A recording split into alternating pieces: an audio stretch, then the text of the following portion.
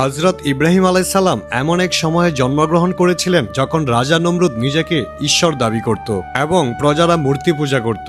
ইব্রাহিম আলাইহিসসালাম ছোটবেলা থেকেই এক আল্লাহর ইবাদতের দাওয়াত দিতে থাকেন।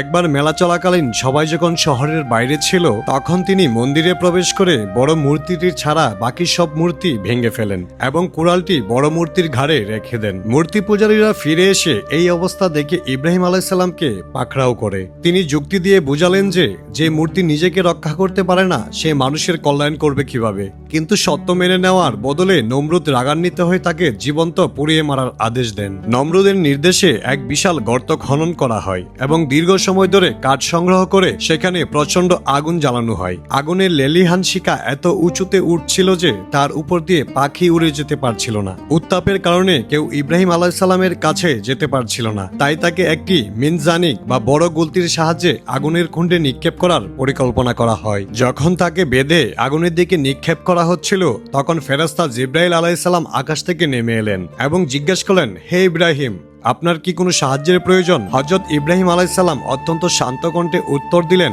আপনার কাছে আমার কোনো সাহায্য দরকার নেই। আমার জন্য আল্লাহই যথেষ্ট এবং তিনি শ্রেষ্ঠ কর্ম বিধায়ক। ইব্রাহিম আলাইহিসসালাম যখন আগুনের ভিতরে নিক্ষিপ্ত হলেন তখন মহান আল্লাহ আগুনকে উদ্দেশ্য করে নির্দেশ দিলেন, হে আগুন, তুমি ইব্রাহিমের জন্য শীতল ও নিরাপদ হয়ে যাও। সূরা আম্বিয়া 69। মুহূর্তের মধ্যেই সেই লেলিহান আগুনের কুণ্ড একটি বাগানে পরিণত হলো। আগুনের দাহিকা শক্তি চলে গেল।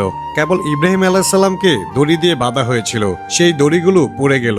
তিনি আগুনের ভেতরে অত্যন্ত আরাম ও শান্তিতে অবস্থান করতে লাগলেন। এই ঘটনা থেকে আমরা শিক্ষা নিতে পারি, বিপদ যতই বড় হোক না কেন একমাত্র আল্লাহর উপর ভরসা করলে তিনি উদ্ধারের পথ বের করে দেন। পুরো পৃথিবী একদিকে থাকলেও সত্যের পথ থেকে বিচ্যুতি হওয়া উচিত নয়।